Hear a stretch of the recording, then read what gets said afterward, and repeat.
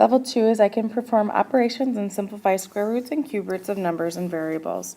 So just like before, when you had multiplication and division, you can multiply within square roots and divide within square roots. You just cannot add or subtract within square roots when they're different.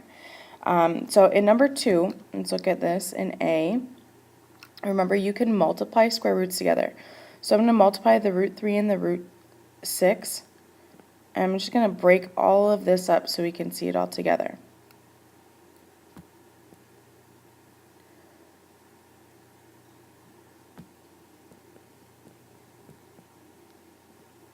And I got p to the third and p, q to the second, and q to the seventh. So now I'm going to multiply 6 and 3 to be 18, p to the fourth, q to the ninth. So now what I was talking about before in level 1 notes, when you break down your variables, there's a shortcut to it. So 18 broken down is the same process, 9 and 3 and 3. So 3 comes out and you're left with a 2. For p to the fourth, you think about, since the root is 2, it's a square root, you think, okay, 4 divided by 2 is 2 with no remainder. So I'm going to bring out a p to the second.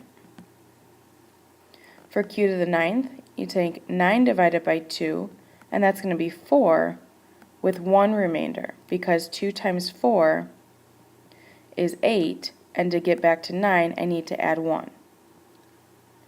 So you're going to bring out a q to the fourth with a remainder of a q inside.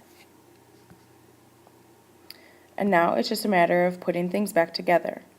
So 3 p to the second, q to the fourth, square root of 2q. So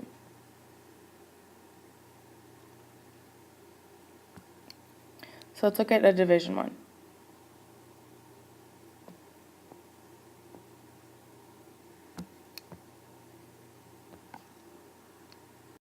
For B, we're going to separate this. We could separate it, or we could divide within. So if you remember from the first objective in this unit, what you could do is you can simplify the 75 c to the second, d to the seventh, over 3 c to the sixth, d to the fifth, using our exponent properties.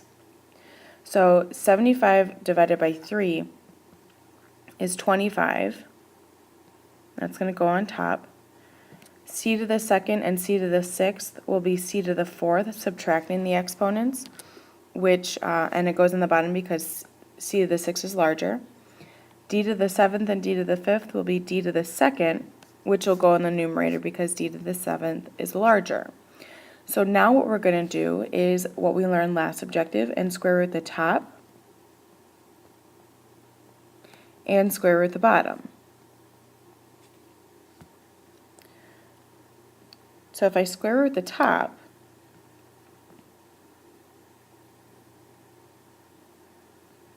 and break down 25 and d to the second,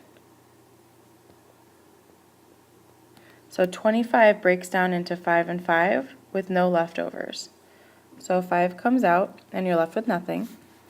D to the second, you think, okay, 2 divided by 2 is 1 with no remainder. So it'll just be a d in the top. And c to the fourth, 4 divided by 2 is 2 with no remainder. So a c to the fourth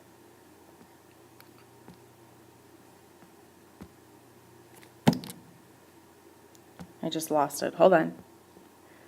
So we were left with 5d in the top and a c to the second in the bottom, because 4 divided by 2 is 2 with no remainder.